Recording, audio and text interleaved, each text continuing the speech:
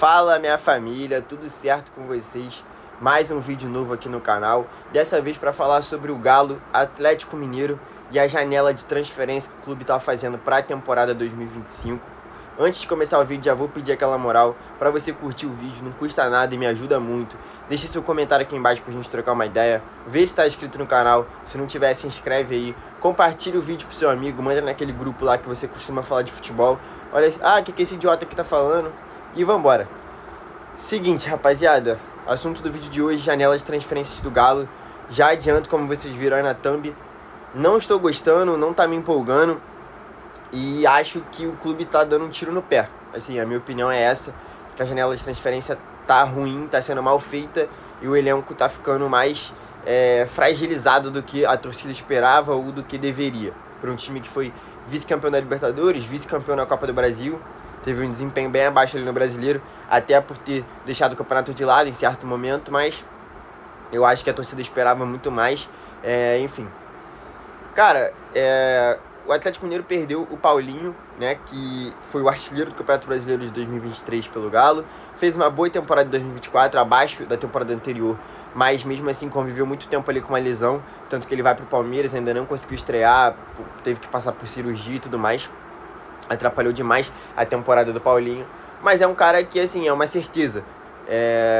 Como eu falei lá nas minhas outras redes sociais, o Paulinho era uma certeza de te entregar ali seus 15, 20 gols até na temporada, e o Atlético Mineiro acabou perdendo isso. Eu achei um valor muito bom, principalmente por uma transferência interna, cerca de 18 milhões de euros ali, 115 milhões de reais mais ou menos que o Palmeiras pagou para ter o Paulinho.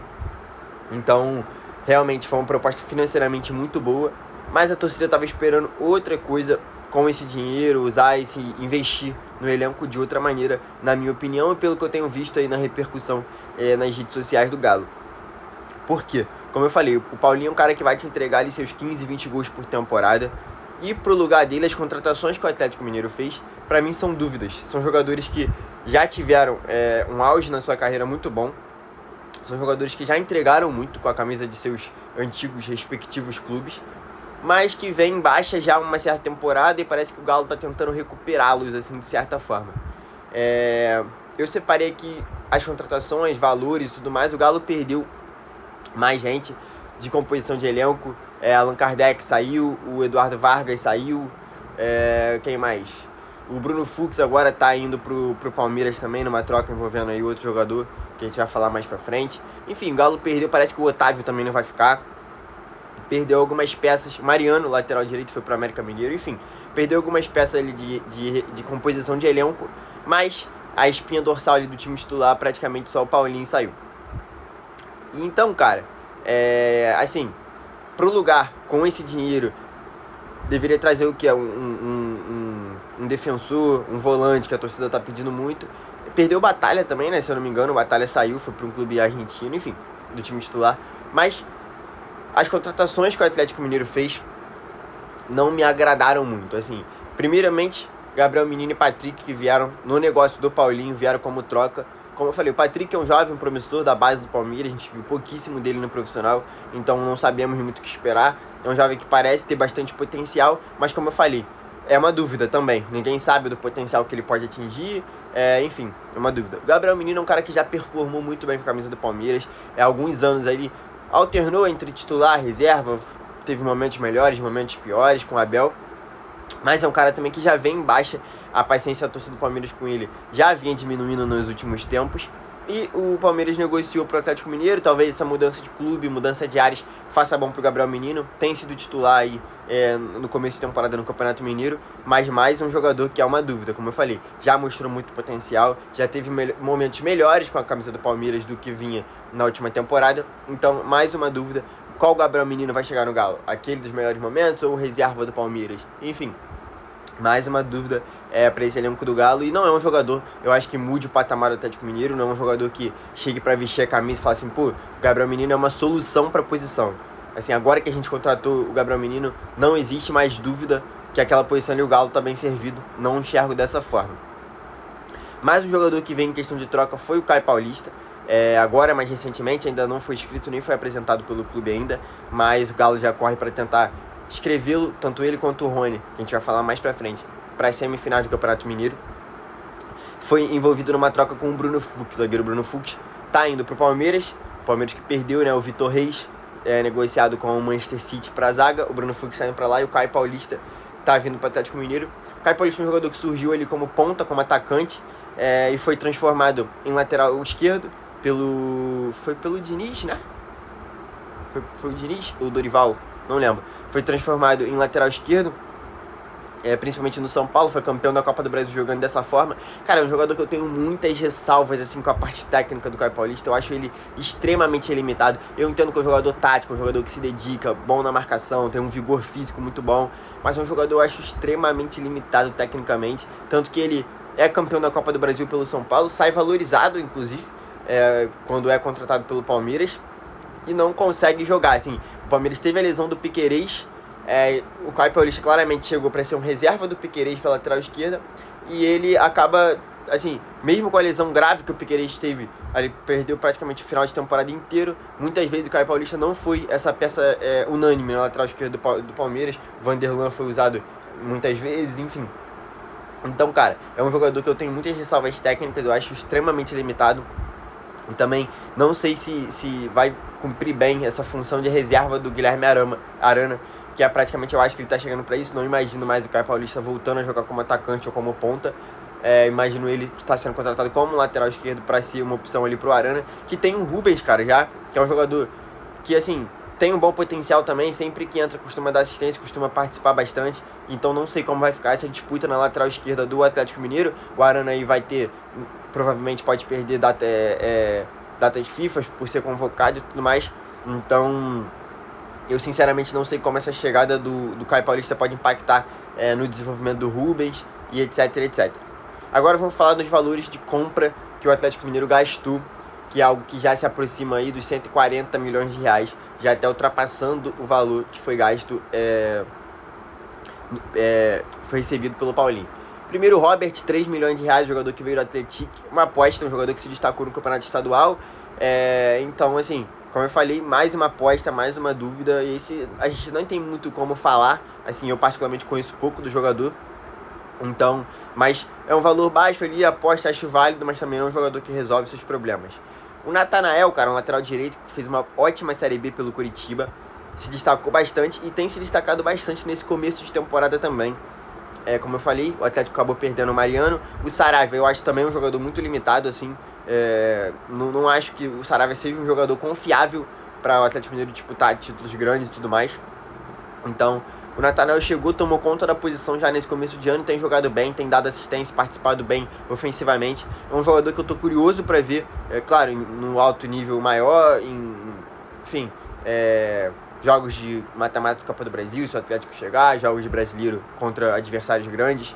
É um cara que eu tô muito curioso para ver, mas tem começado bem a temporada, tem se mostrado um bom investimento até aqui do Atlético Mineiro para a lateral direita, mas como eu falei, era mais uma aposta que essa, aparentemente, até o momento tem dado certo, mas vamos ver no longo prazo como isso vai se desenvolver. O Coelho, cara, que o Atlético Mineiro pagou 36 milhões de reais no Coelho,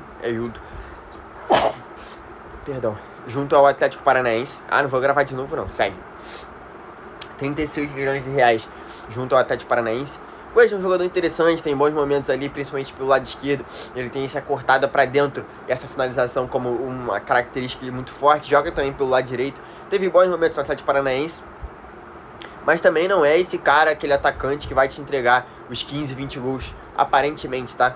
Os 15, 20 gols que o Paulinho te entregava. É um ponto ali que pode agregar o elenco, pode ser titular se tiver numa boa fase e tal. Mas não acho que seja um jogador que resolva problemas do Atlético Mineiro, ou que mude o Atlético Mineiro de patamar. Ou como eu falei no caso do Gabriel Menino, que chega e falar, agora a ponta esquerda está resolvido porque temos o Coelho. E o Atlético pagou caro, um valor relativamente alto. E agora as duas principais contratações, Júnior Santos e Rony. Cara, vamos lá. Polêmico, tá? O que eu vou falar aqui, mas, enfim, é a minha opinião. Acho que não é muito difícil descobrir o time que eu torço. Então, cara, eu tenho um carinho enorme pelo Júnior Santos. Enorme, enorme, assim. Foi um cara que me deu muitas alegrias. Talvez a minha maior alegria como torcedor tenha sido ele que me deu, né? Vocês sabem muito bem do que eu tô falando. Mas, cara, e assim, os meus amigos, as pessoas que eu converso de futebol sabem que essa é a minha opinião já há bastante tempo, desde 2023, e eu sempre repito isso. O Júnior Santos é um cara limitado tecnicamente, assim, fisicamente é um tanque, é um trator. Se ele botar na frente é muito difícil pegar. Passada larga, condução, esse tapa em velocidade na frente é muito difícil realmente de parar o Júnior Santos. Mas é um cara que tem uma finalização que, na minha opinião, não é das melhores. Tem uma tomada de decisão muitas vezes muito ruim. Parece que ele se atrapalha, assim. Então é um cara que, com espaço para correr, fisicamente, em velocidade, é um cara que vai muito bem, muito bem. Agora, se você precisar, na minha opinião, do Júnior Santos para desbloquear uma defesa assim mais fechada, um jogo mais técnico, assim, de troca de passe rápida, de refino, eu acho que o Júnior Santos não vai conseguir te entregar isso. O que aconteceu com o Júnior Santos no primeiro semestre, principalmente no primeiro semestre de 2024 pelo Botafogo, me surpreendeu demais, e eu já comentei isso várias vezes com várias pessoas, me surpreendeu muito. É um cara que estava realmente no momento assim, iluminado, tudo que ele fazia dava certo, em questão de finalização, gols que ele costumava perder, assim, corriqueiramente, ele estava fazendo. Enfim, o cara que chamou a responsabilidade, o Júnior Santos classificou o Botafogo para a fase de grupos da Libertadores no confronto contra o Bragantino, sozinho ele classificou. Então, cara, realmente ele viveu um momento iluminado. Mas eu acho que aquele não é... Eu gosto muito de separar os jogadores. Eu acho que você tem o normal do jogador, você tem a fase boa e a fase ruim do jogador. Eu acho que isso é muito importante, é muito claro, pelo menos na minha cabeça. Eu acho, cara, obviamente o Júnior Santos não é um jogador ruim, um jogador fraco, não é isso que eu quero dizer. Mas eu acho que aquele Júnior Santos do primeiro semestre de 2024 era o auge, assim, não é o normal dele. E teve uma lesão grave, voltou depois de um tempo, não conseguiu recuperar o espaço no time do Botafogo, mas fez gols importantes, fez um belo gol contra o Vasco e o gol da final da Libertadores também. Mas assim, é um cara que eu não consigo ver o Júnior Santos sendo a principal contratação de um time pra temporada. Um time que perdeu o Paulinho, que te entregava ali 15, 20 gols, como eu falei, e você trazer o Júnior Santos como principal peça de ataque. Como eu acho que começou mal no Atlético Mineiro, obviamente tem toda uma adaptação no início, teve a expulsão, enfim, tudo isso. Eu acho que o Atlético fez esse investimento no Rony também por isso. Enfim, eu acho que se o Júnior Santos fosse uma solução dos problemas, o Atlético não gastaria 8 milhões de euros para trazer o Rony também. Na minha cabeça não faz sentido já ter gastado ali próximo disso para trazer o Coelho também, sendo que você ainda tem Hulk, você tem Bernard, enfim, outras opções que o Atlético Mineiro tem boas para ataque. Passado esse assunto do Júnior Santos, vamos falar do Rony. Cara, pra mim, entra muito na mesma caixinha que eu falei do Júnior Santos. Eu acho um jogador limitado. O torcedor do Palmeiras sabe disso muito mais do que eu. Então é um cara que, assim, estressou demais a torcida do Palmeiras. E foi o que eu falei, o Rony é um jogador aqui, ele teve momentos aqui que colocaram ele num patamar que ele não está e nunca esteve, sabe? O Rony teve ótimo momento do Atlético Paranaense lá, principalmente no título da Copa do Brasil e tal. Mas é um cara que no Palmeiras, assim, eu acho que é um grande nome da história do clube, pelos números, pelos títulos e tudo mais. Mas é um cara que mesmo nos melhores momentos, se você parar para analisar como futebol, como bola, como trato, como tomada de decisão, e enfim, você vai perceber que é um jogador limitado, que eu acho que não deveria estar sendo alçado nesse patamar. Assim, eu confesso que me assustei muito com a quantidade de clubes grandes que procuraram o Rony. Teve Grêmio, teve Santos, teve Fluminense, Vasco, Atlético Mineiro. E, tipo, cara, eu realmente não consigo entender da forma com que ele está saindo do Palmeiras, na fase que ele estava.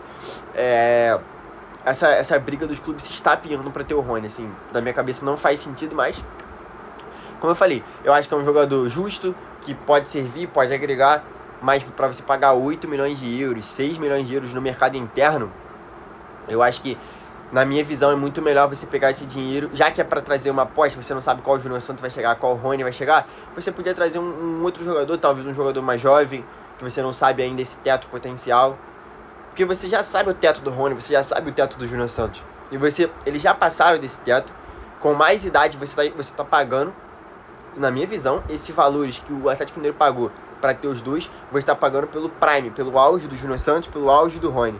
Só que você quer esse auge numa idade mais avançada. Qual é a probabilidade desse cara, 1, 2, 3 anos mais velho do que ele tinha lá no auge, voltar a performar aquilo?